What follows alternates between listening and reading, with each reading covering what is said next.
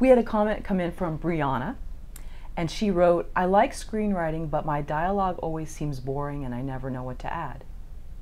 How can you spice up dialogue? What's your reaction to that? Dialogue, writing good dialogue is, it's a bit of an arcane art. As much as screenwriting is a craft, there's a dark art to it, and sometimes these things just have to come to you. One good trick is to try and keep your sentences as short as possible, which forces you to write in a punchier fashion. That's something that I guess I learned from my journalist father.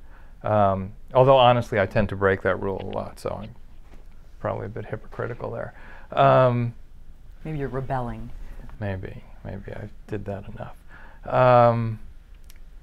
There's an old rule that you enter a scene as late as possible and you leave it as early as possible, and you make sure that you hit the main point of that scene.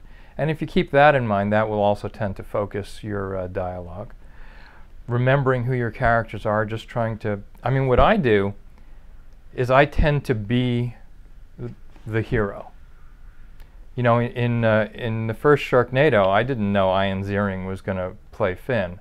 So that character was just me. What would I do if I were thrown into this insane situation?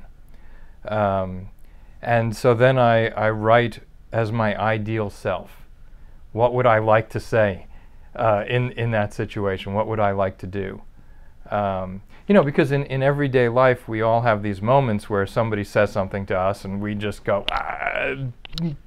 and we don't know what to say. And then 10 minutes later it comes to you what you should have said to that person.